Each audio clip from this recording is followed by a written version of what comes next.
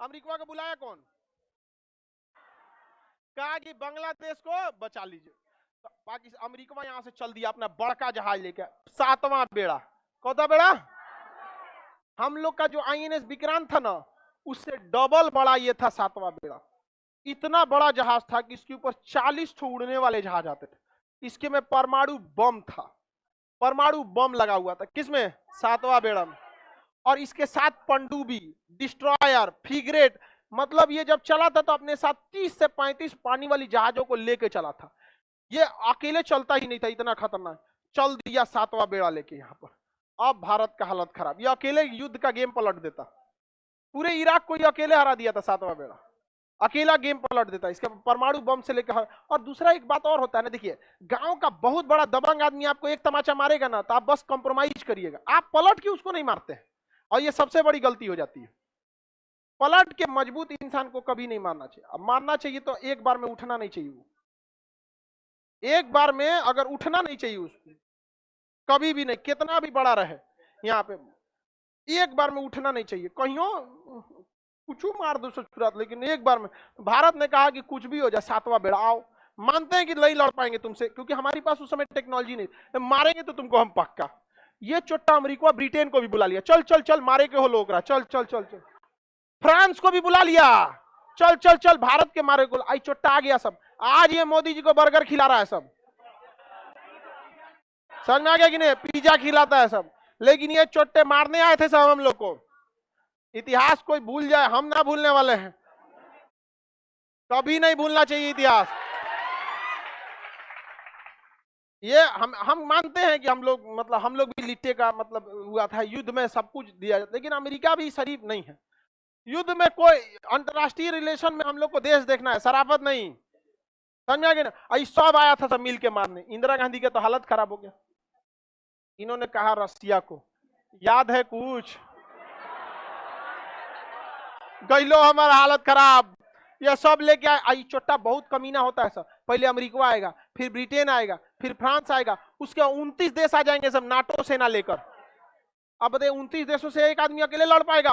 वो भी भारत जैसा उस समय 1971 में विकासशील देश, हमारे पास कुछ भी नहीं था उस समय, फैक्ट्री तक बढ़िया से नहीं थे। रूस ने कहा कोई दिक्कत नहीं, टेंशन न, हम भी भेजते। इसने भेज दिया अपना 40वां बेड़ा। 40वां बेड़ा आके हिंद महासागर में लग गया। 40वां बेड़ा के साथ जितने भी पनडुब्बियां थी, इसने उस समय 8-9 गो पनडुब्बी भेजा था, और हर पनडुब्बी में परमाणु हथियार थे सर।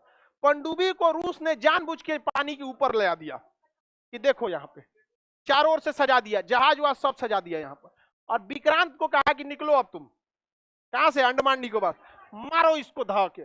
अब भारतीय सेना पूरा समझ जाइए कि सुपर ओवर खेलने के लिए तैयार थी। इंडियन आर्मी चारों ओर से घेर ली, एयरफोर्स चारों ओर से घेर ली, नेवी घेर ली।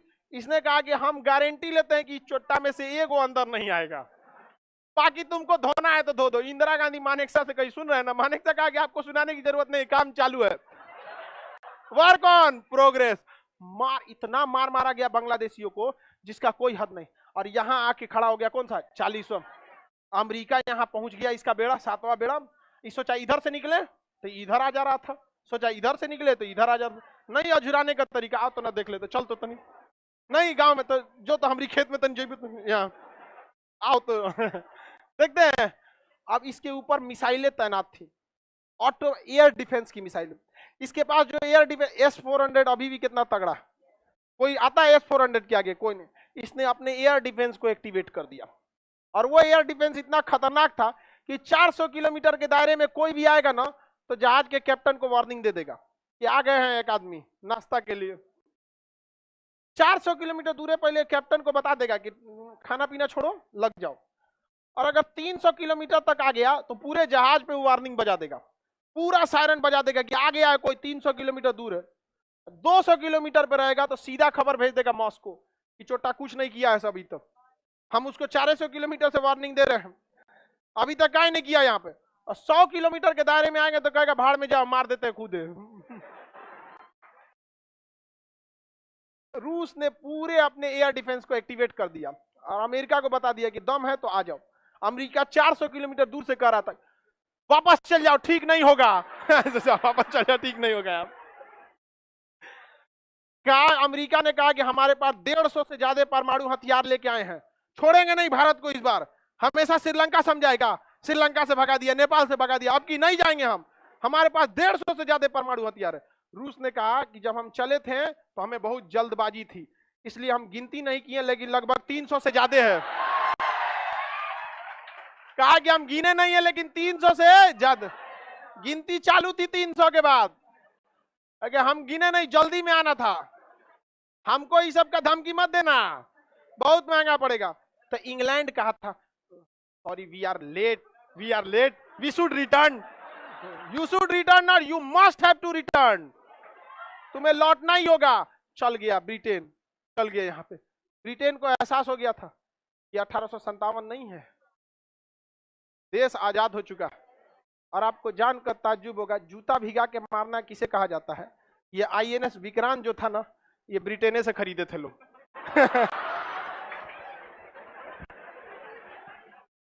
भर रास्ता अमेरिका ब्रिटेन को घर आया था। तोरा बेचला बिना जरूरत था, काय बेचा रहे तुम उसको? भर रास्ता घर आया था। और कह what will I do, I don't know the what will happen in future. वो कह कौन जी पता फ्यूचर में क्या हो जाएगा। अब जाओ तुम यहां से। अब यहां से जब ये लोग चल गए, 1.5 महीना बाद गया था रूस यहां से, 1.5 महीना तक लंगर डाल के खड़ा था। इसलिए हमेशा याद रखिएगा, 2 नए दोस्त से अच्छा एक पुराना दोस्त होता। और आज भी हम लोग हमेशा खड़े रहते हैं रूस के लिए। और अंदर तबाही मचाया था कौन? विक्रांत। विक्रांत खरीदा कहां से गया था? इंग्लैंड से। बड़ी गरियाया था अमेरिका इंग्लैंड।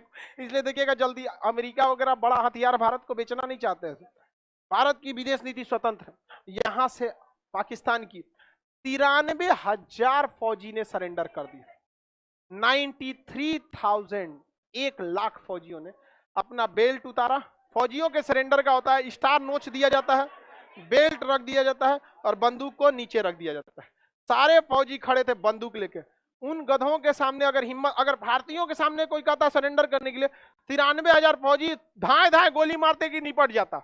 लेकिन ये गधा 93,000 बंदूक लेकर सरेंडर, बेल्ट उतार के रख दो। ठीक हुआ कि बांग्लादेश में हुआ, बिहार में होता तो उघारे करके सरेंडर करा। नहीं समझ में आया? इसलिए ना हम लोग बदनाम है। कुछ कुछ कांड हम लोग भी बहुत खतरनाक किए हैं, नहीं तो ऐसे ही कोई बदनाम थोड़े हो जाता है। बड़ी मार मारते लोग हम लोग। पाकिस्तान ने कितने को सरेंडर किया? 93,000।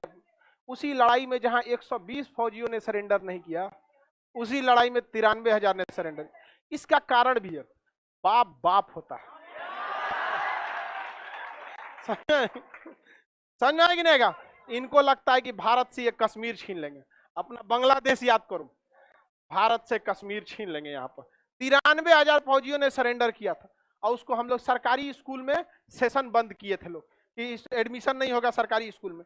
सरकारी स्कूल में लकड़ी के बेंच पे बैठाए थे सबको, सूतने का जगह नहीं था, लकड़ी के बेंच पे बैठा रहता था सब 2 महीना तक। फिर बाद में शिमला समझौता हुआ और शिमला समझौता में वापस उसे लौटाया गया।